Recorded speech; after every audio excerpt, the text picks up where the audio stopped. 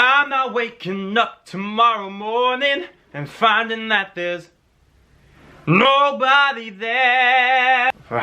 I'm not living without you. I'm not living without you.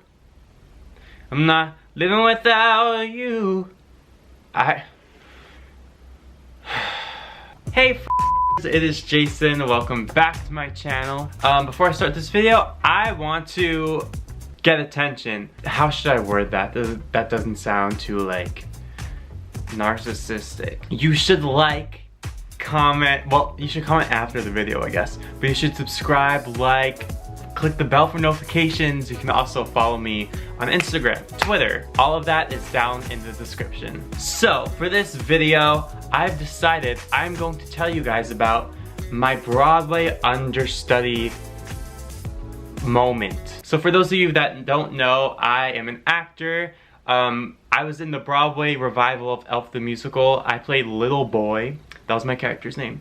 And I was also the standby for Michael. Being an elf was probably the best professional experience I've ever had in my whole entire life. It was so much fun. I learned so much. I met so many cool people that I get to call friends now. So every night I played Little Boy, and then if Mitchell, who played Michael, if he got sick or anything, then I would have to go on for him as Michael. And Mitchell is the coolest guy ever. We're still friends. So we opened the show in November, and then we ran through the whole holiday season till like January. Usually during the preview process of a Broadway show, understudies don't rehearse the roles that they understudy for, mainly because there's no time. You know, during the day they're teching the show, rewriting stuff, rehearsing everyone. So usually once the show opens, that's when understudies get to have rehearsal. We might have been like 2 weeks or 3 weeks into the actual run. I don't remember exactly. But the understudies only had 2 or 3 rehearsals. It was not a lot. We hadn't blocked the complete show. Most of us hadn't gotten costume fittings. It was just us on stage, no lighting, no set. So one day, I get up, I do my usual shenanigans, I do some schoolwork, and then I decided, oh, I should make a YouTube video. This was back when I had my old channel that unfortunately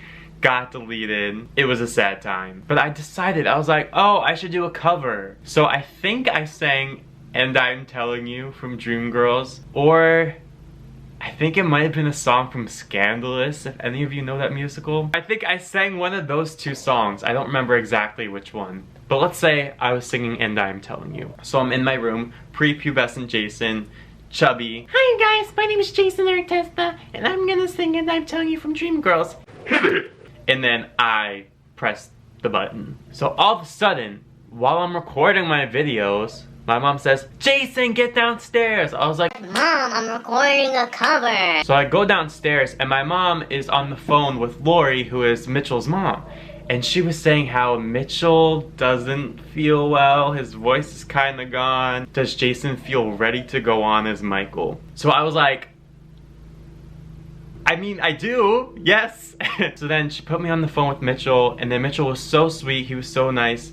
He was saying he doesn't really feel well. He really wants me to do a great job, and he was so sweet about it. Sometimes if you're understudying for someone, that person can be like not really nice to you.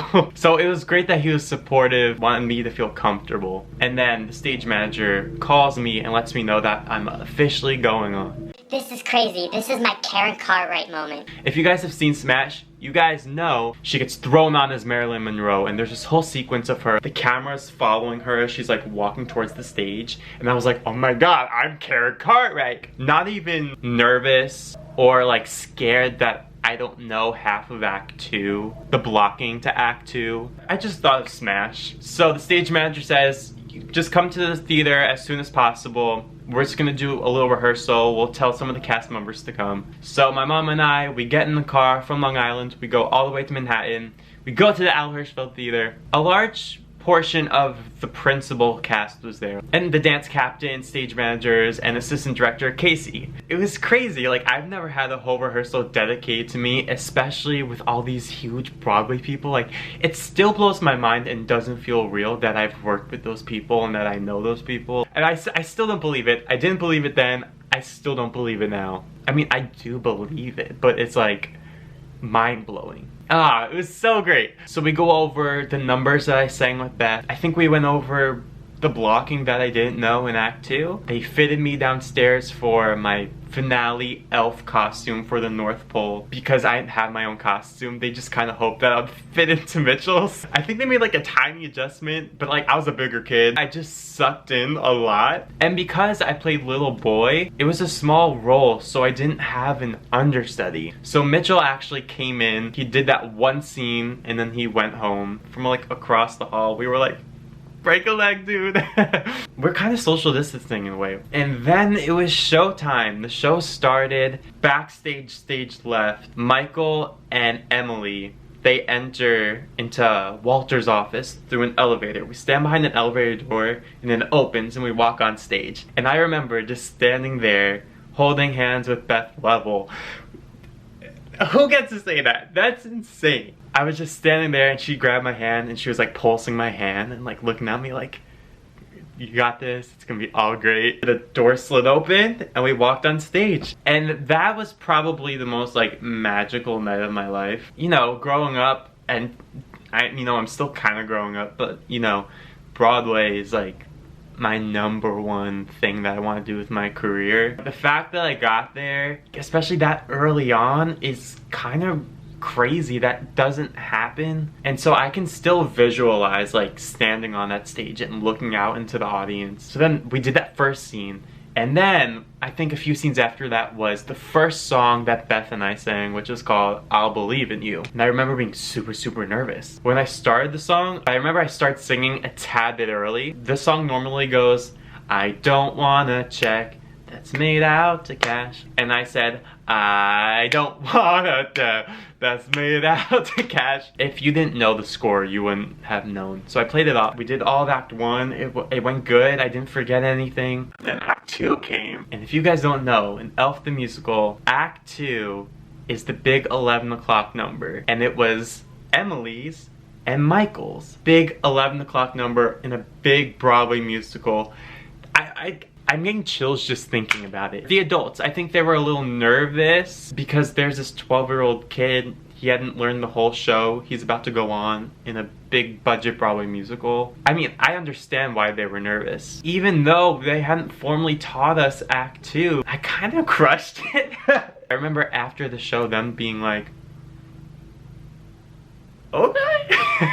We wear tap shoes. When I went to go run on for the bows, I almost slipped. But then I think Mark or Beth like held me back up and we like did our bows. They gave me an extra bow. The whole cast like put me forward and like made me bow again.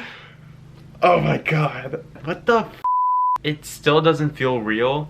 And because it happened when I was younger, in a way, it doesn't even feel like that was me. Even though it was, and like, I remember living that experience and working really hard to get it. Even though I'm the same person, in other ways, I'm a totally different person. I look totally different. My voice is completely different. My approach to acting is so different. That's the story on how I made my principal Broadway debut. Shout out to all the Elf cast and creatives and everyone involved with that production. A little burped.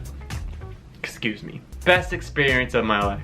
Michael's in a large chunk of the show, so I'm glad I learned the role on my own. Always gotta be prepared. You never know what's gonna happen. I got to go on 3 times as Michael, which is a good amount considering the show is a very limited run. Thank you so much for watching this video. If you have any questions or any video topic ideas, totally let me know in the comments below. I would love some inspiration.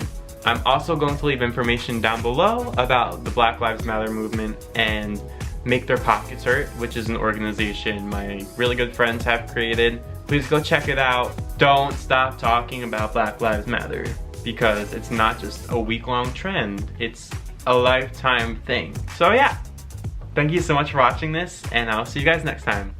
Peace.